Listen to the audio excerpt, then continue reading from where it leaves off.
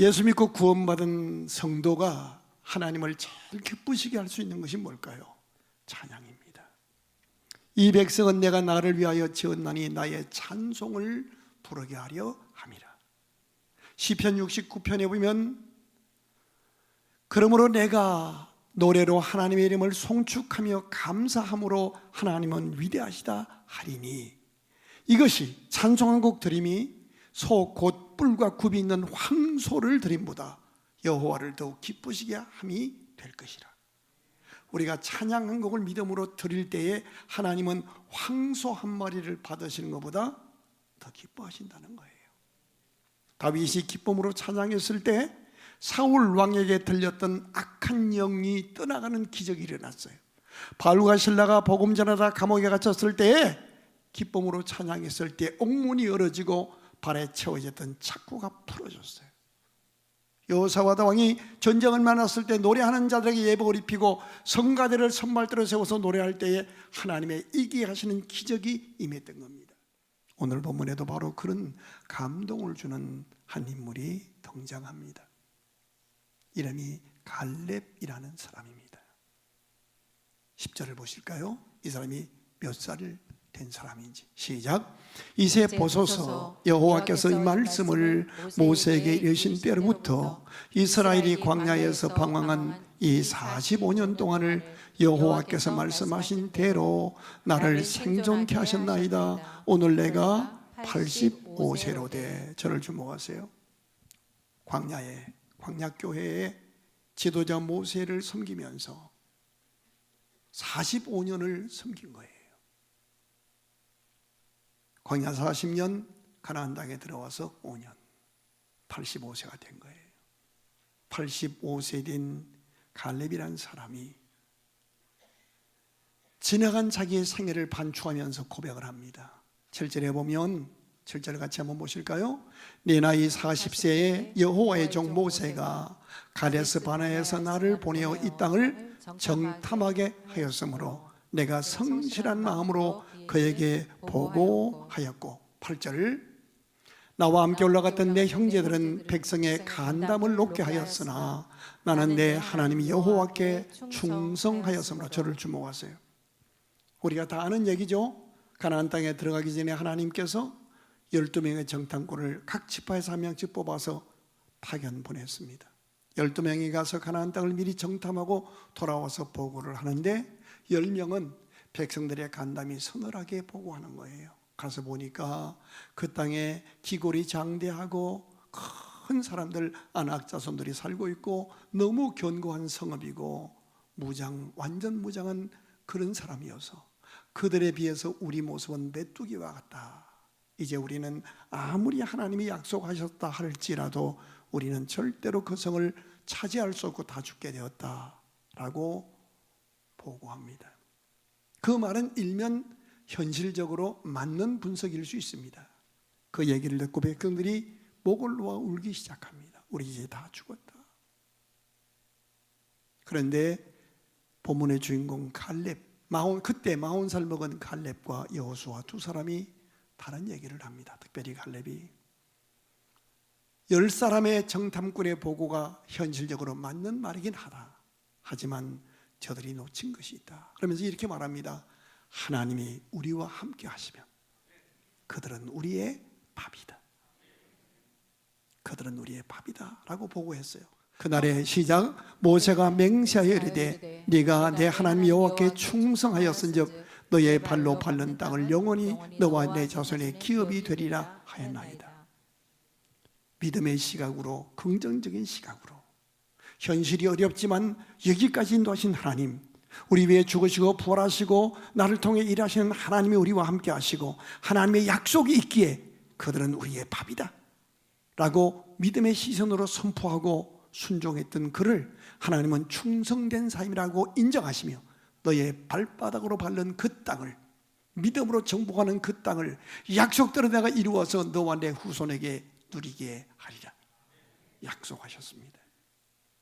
그리고 이제 45년이 흘러간 거예요. 주의 종을 통하여 하나님의 약속을 받았어요. 그 땅을 45년이 지나가서 가나안 땅을 정복했고 땅을 분배하는 과정에서 갈렙이 이상한 얘기를 하는 거예요. 그때 그 일을 회상하면서 여호수아한테 요청을 합니다. 자, 12절 한번 보실까요?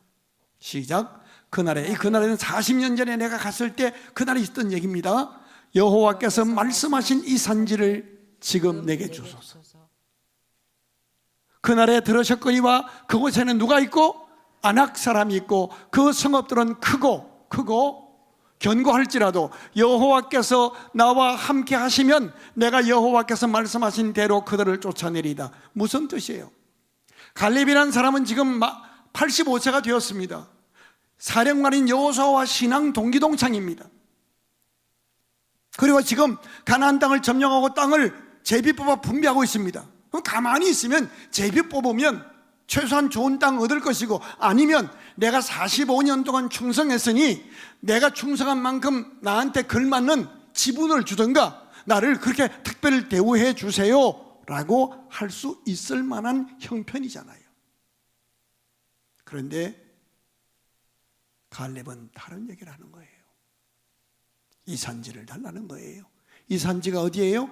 헤브론 산지입니다. 그 헤브론 산지에는 아낙 자손이 있고요, 청동기 문화, 철기 문화로 중무장한 군인들이 있어서 이스라엘 백성들이 가나안 땅을 점령할 때 아직 정복하지 못한 미점령 지구고 웬만하면 피해가고 싶은 난제의 지역입니다. 그런데 하나님이 45년 전에 약속했기에 나는 아무리 어려워도 하나님의 약속대로 하나님이 일하실 줄 믿으니 이 산지를 내게 주세요 라고 요청하는 거예요. 저는 우리 교회가 80살이 넘으신 믿음의 노장들이 이제 직장에서 리타이어 하시고 사업 현장에서 손을 놓고 뒤에서 연금으로 생활하신다 할지라도 기죽지 마시고, 여러분 가정에, 여러분이 일하는 곳에 헤브론 산지와 같은 그런 어려운 문제를 만났을 때 하나님이 함께 하시면 된다, 믿음을 가지고 이 산지를 내게 주소 엎드려 후손들과 교회와 민족을 위해서 예배당에 나와 무릎 꿇고 손들어 기도함으로 갈렙처럼 그 문제를 해결하여 후손들과 믿음의 후배들에게 존경받는 믿음의 주인공이 되기를 주의 이름으로 축원합니다. 따라가십시다. 이 산지를 내게 주소서. 얼마든지 그동안의 수고에 대해 대접받으며 편하게 누리며 살 수 있는 위치임에도 불구하고 어떻게 이런 모습이 가능했을까? 갈렙 그는 하나님의 언약을 믿는 믿음의 사람이었습니다.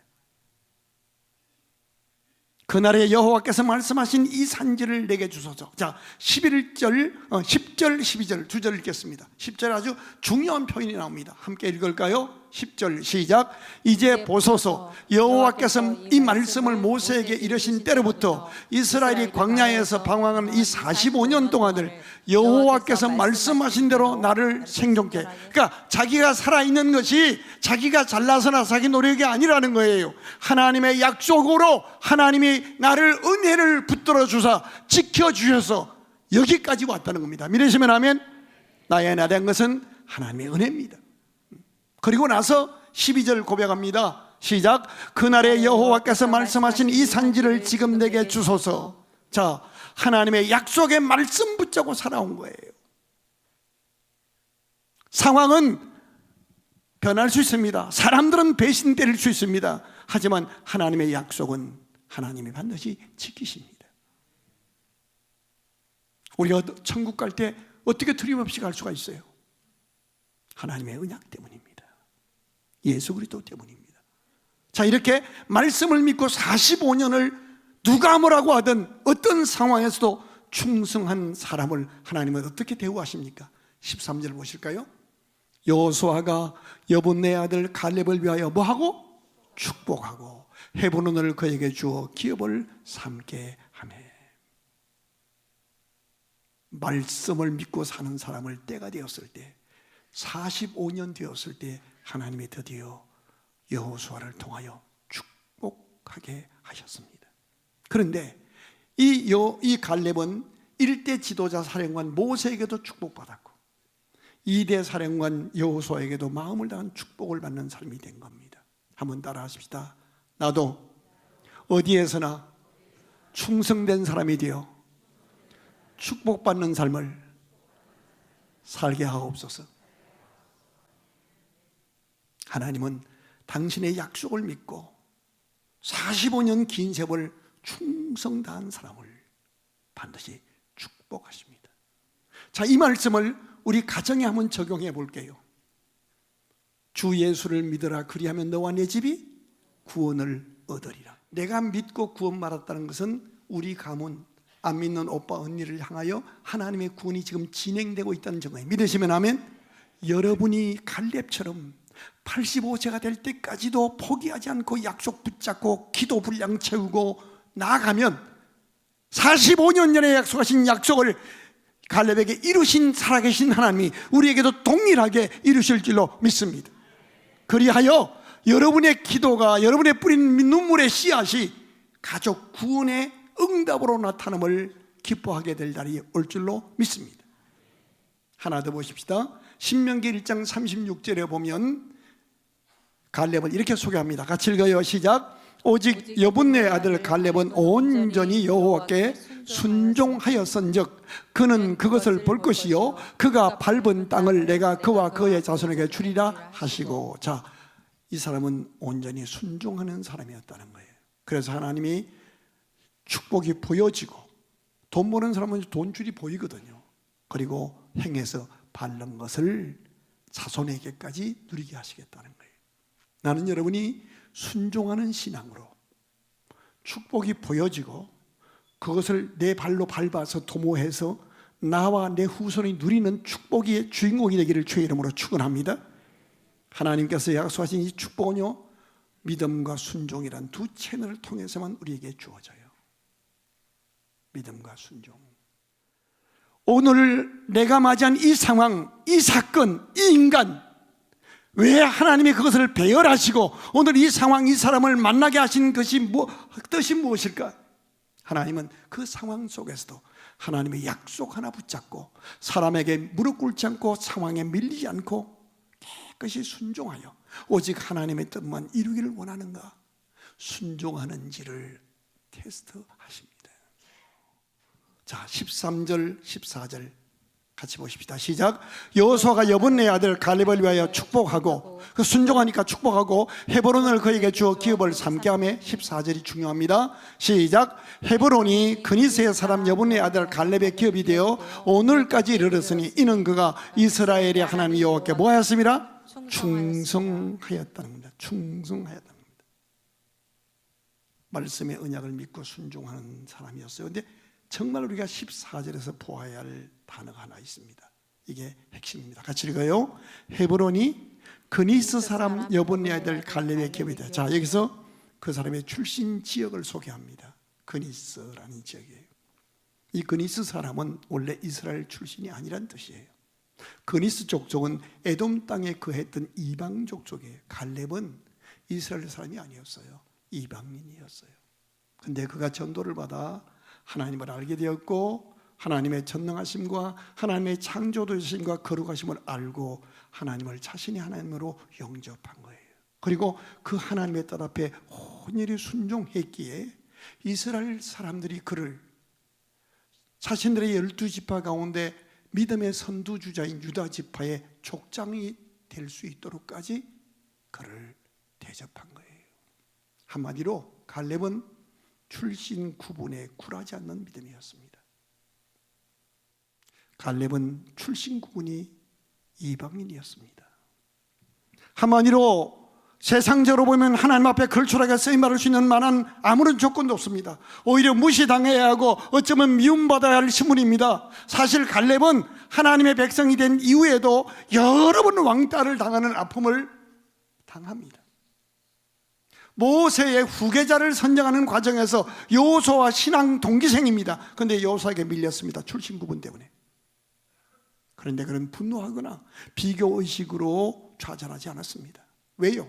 하나님만 바라보고 그 언약을 붙잡고 믿음으로 평생을 이인자노로 됐지만 충성을 다했던 그런 사람이었습니다. 13절, 14절 두 절 같이 보시고 공통부모를 찾아내보세요. 시작. 여호수아가 여분네 아들 갈렙을 위하여 축복하고 헤브론을 그에게 주어 기업을 삼게 하며 14절 헤브론이 그니스 사람 여분네 아들 갈렙의 기업이 됐습니다. 그냥 갈렙 그러면 45년 헌신했으니까 알만한데 굳이 갈렙의 이름 앞에 그가 여분네의 아들이었다는 사실을 이렇게 기록하는 이유가 뭘까요? 1번, 성경 기자가 기록하면서 여편네를 잘못 기록해서 여분네라고 했다. 2번, 그가 45년 동안을 하나님의 일에 충성 다하면서도 그는 한 가정의 자녀의 도리를 다했던, 그래서 누구의 아들임을 밝힐 수 있는 사람이었다. 3번, 아무 생각이 없었는데 목사님 설명을 듣고 보니 2번 같다. 여분네의 아들 갈렙, 그 아버지가 얼마나 뿌듯했겠어요. 그리고 이 갈렙은 이 표현을 볼 때마다 자기가 아무리 바빠도 가정을 귀히 여기는 하나님의 사람임을 늘 자신의 정체성을 잃지 않으려고 또 다짐을 했으리라고 생각이 들어요. 특별히 가정을 소홀하지 않을 때에 하나님이 응답하시겠다고 말씀하시면서 부모를 소홀하게 대하지 말라고 가르칩니다. 내 부모를 공경하라. 그리하면 땅에서 잘 되고 장수하리라. 이 말을 뒤집으면 부모를 홀대하라. 그러면 단명하고 막히리라. 내 말이 거짓말이에요? 하나님의 말씀은 반대로도 볼 수 있어야 돼요. 반대로도. 이것은 창조주 하나님의 명령이요 성공의 원리입니다. 갈렙이 우리 교회에 오면 이 본문으로 그는 울면서 말할 거예요. 45년 충성하면서 나는 부모님을 최선을 다해 섬겼습니다. 그래서 하나님이 그에게 복을 주시는 거예요. 마지막 더 중요한 것이 있습니다. 갈렙은 여호수아하고 동기생이에요. 그런데 여호수아는 진급했어요. 사령관으로. 자기는 평생 2인자예요.